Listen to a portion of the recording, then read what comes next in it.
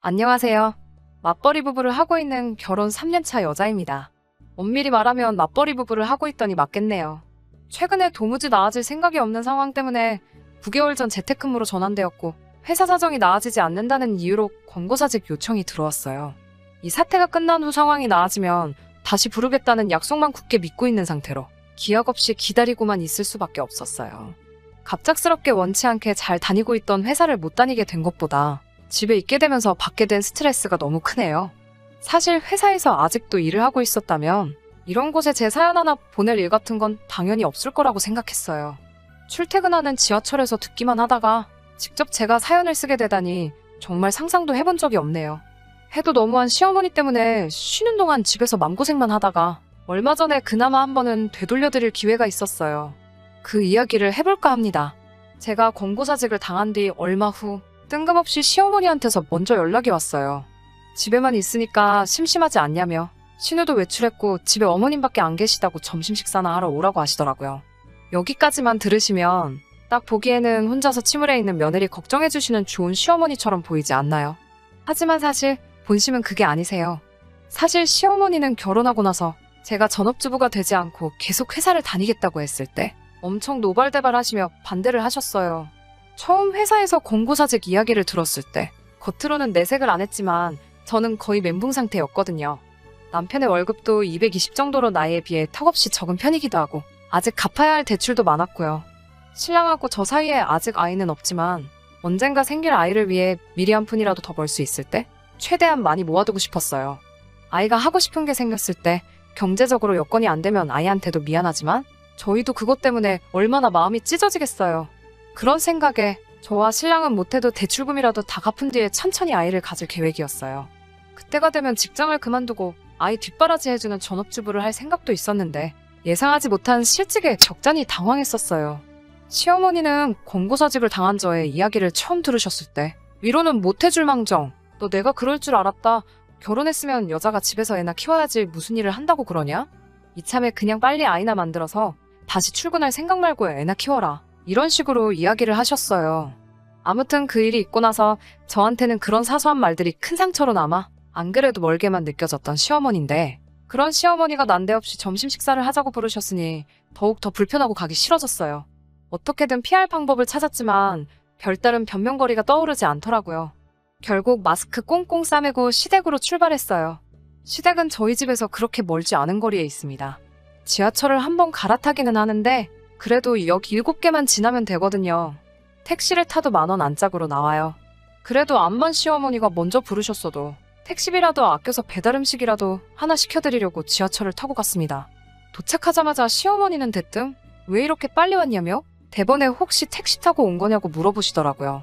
지하철 탈 때부터 환승하는데도 열차가 빨리 도착해서 그랬다고 대답하니 의심쩍은 눈초리로 저를 쳐다보셨어요. 이미 저를 맞아주셨을 때부터 쌀쌀맞은 표정이셨는데 그렇게 보자마자 기분 나빠하실 거면 뭐하러 부르셨는가 싶더라고요. 그래도 최대한 참으면서 식사는 뭘 드시고 싶냐고 여쭤보고 짜장면이랑 탕수육이라도 하나 시켜드릴까요? 하고 물어봤어요. 시어머니는 그 말에 너는 이제 돈도 못 벌면서 무슨 탕수육 소리를 하고 있느냐면서 밥 차려줄 테니 식탁에 앉아있으라고 하시더라고요. 점심 식사하자고 부르셨는데 냉장고에서 밑반찬 몇 개 꺼내서 식은 밥 전자레인지에 대충 데우시더니 식탁 위에 올려주셨어요. 밥은 언제 하신 건지 누래져서 냄새까지 올라왔어요. 뭐하러 부르신 건가 싶었던 게 시어머니는 벌써 식사를 하셨다고 저만 먹으라고 하더라고요. 저 혼자 밥을 먹고 있는 내내 시어머니는 제게 따로 아무런 말도 하지 않으셨어요. 밥을 다 먹어갈 때쯤에나 되어서 시어머니가 제 회사에서는 무슨 연락이 있었느냐고 물어보시더라고요. 기다리고는 있는데 아직 아무 소식 없다고 말씀드렸죠. 시어머니는 먼저 그렇게 물어보셔놓고는 제 대답이 만족스럽지 못했던 건지 또 아무 말씀 없으셨어요. 정적은 제가 식사가 끝나도 계속 이어졌어요. 시어머니는 거실 소파로 가서 앉아 텔레비전을 켜셨고 저도 먹은 거 설거지를 하고 와서 한 칸 건너 자리를 비워두고 소파에 앉았죠. 같이 한 공간에 있는 것도 불편한데 거기에 아무 말씀도 없으시니 그게 더 불편했어요. 오죽하면 평소처럼 시비라도 걸어주셨으면 하는 생각이 들기까지 했으니까요. 시계를 보니까 신랑이 퇴근할 시간이 한참 남았었는데 그래도 그걸 핑계 삼아서 자리에서 일어났어요. 같이 밥 먹자고 부르셔놓고는 저만 오래돼서 누래진 밥 주시고 진짜 왜 부르신 건가 싶었으니까요. 남편 퇴근할 시간이 다 되어가지는 않았지만 저녁을 준비해야 된다는 이유로 이제 그만 가봐야겠다고 말씀드리고 일어났어요. 시어머니는 잠깐만 기다려보라며 줄 게 있다고 하시더니 베란다로 들어가셨어요. 시어머니는 베란다에서 나오시면서 안쪽이 살짝 비치는 하얀색 반투명한 비닐봉지를 들고 나오시더라고요. 희미하게 비치는 봉지 안에 들어있던 건 이빨로 베어문 자국대로 분홍빛 과육이 듬성듬성 남아있는 누가 봐도 다 먹고 버린 수박 껍데기였습니다. 베란다에 두신 지는 한참 된 건지 봉지 안에 새까만 깨알 같은 게 이리저리 날아다니는 게 쪽파리까지 생겨있더라고요. 줄 게 있으시다더니 음식물 쓰레기를 들고 나오시길래 처음엔 뭔가 싶었지요. 집에 가는 길에 버리라는 건가 싶어 봉지를 받으면서 제가 대신 버려드릴까요? 했더니 시어머니가 오늘 저를 부른 본심을 드러내셨어요. 이걸 아깝게 왜 버리냐면서 어제 먹고 남은 건데 텔레비전 보니까 수박 껍데기로 찌개 끓여 먹으면 아주 맛있다고 들었다 하셨어요. 그리고는 저보고 그걸 가져가서 집에서 찌개를 끓여 먹으라는 것 아니겠어요? 이빨 다음 부분을 다 제거하고 반찬통에 정갈이 담아주셨다 해도 가져갈까 말까 한 것을 촉파리가 윙윙 꼬여있는 상태로 봉지째 주면서 대뜸 그걸로 또 찌개를 끓여 먹으라니 누가 그걸 가져가고 싶겠어요? 그래서 아니라고 신랑하고 오늘 같이 해먹으려고 사놓은 밀키트가 있어서 필요가 없다는 식으로 돌려서 대답했어요. 그러자 시어머니가 대번에 누가 아들 먹이라고 주는 건 줄 아느냐며 저보고 내일 점심에 해먹으라고 주는 거라 하시는 거예요. 저는 제가 잘못 들었나 싶어서 네? 그게 무슨 말씀이세요? 하고 대답했지요. 이어지는 시어머니의 대답에 저는 할 말을 잃고 말았습니다. 보아하니 회사에서는 돌아갈 가망도 없이 완전 잘린 것 같은데 이제 돈도 못 벌게 된 지도 한참 지났는데도 아직도 아이 소식도 없지 않느냐고 말하시면서 아들이 혼자서 힘들게 벌어오는 돈을 제가 흥청망청 쓰고 있다는 듯이 이야기하더라고요. 회사 다닐 때보다 살도 뒤룩뒤룩 쪄가지고 안 봐도 제가 집에서 아들이 벌어온 돈으로 놀고 먹으며 뭘 하고 있는지 뻔히 보인다고 몸소 절약을 실천할 수 있게 자기가 저를 도와주는 거라 하시더군요.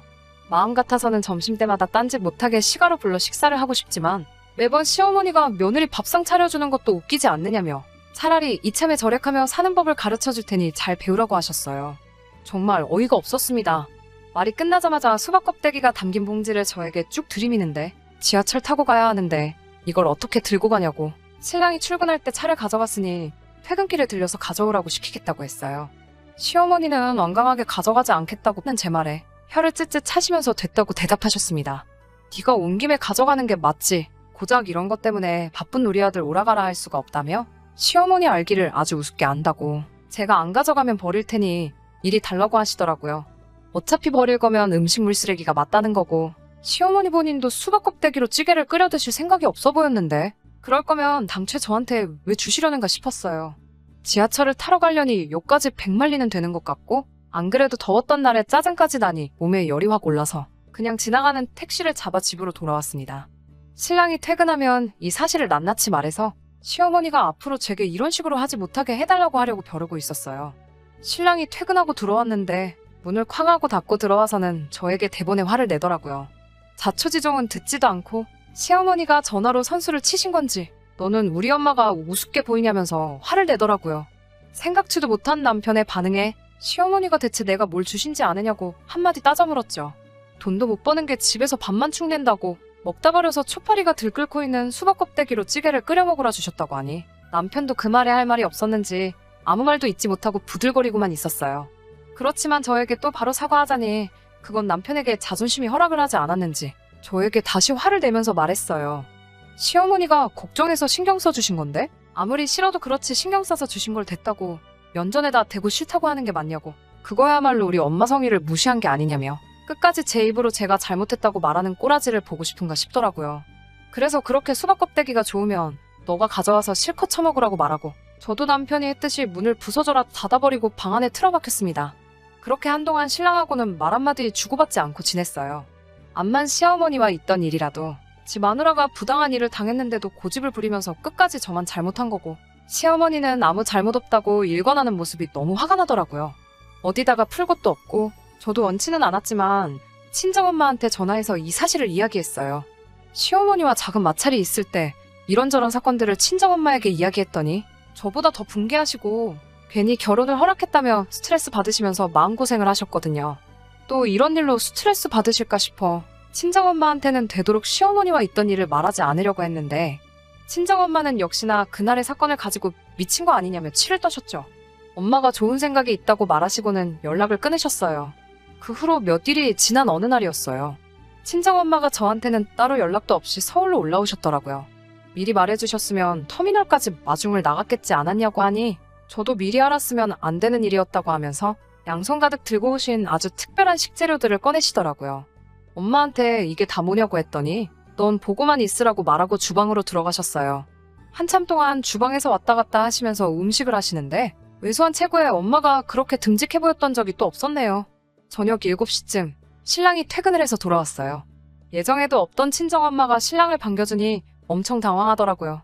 친정엄마는 신랑한테 얼마 되지도 않는 돈 벌어오느라고 이 시간까지 아주 고생이 많다고 뼈가 있는 한마디를 하시며 반겨주시더군요. 신랑이 당황해서 어버버거리고 있는데 엄마가 푼돈 버느라 고생하는 우리 사위 맛있는 저녁이나 한번 대접해보려고 솜씨 한번 발휘했다 하셨어요. 식탁에 앉은 남편은 제 눈치만 보면서 안절부절 못하고 있고 엄마는 일단 이걸로 속 좀 따뜻하게 하라고 닭죽을 내왔어요. 신랑이 식탁 위에 올라온 닭죽을 보더니 표정이 서서히 굳는 게 보이더라고요. 엄마가 준비한 첫 번째 스페셜 요리였어요. 그냥 보기에는 평범한 닭죽이지만 거기엔 먹다 남은 치킨뼈가 몇 개씩 꽂혀 있었어요.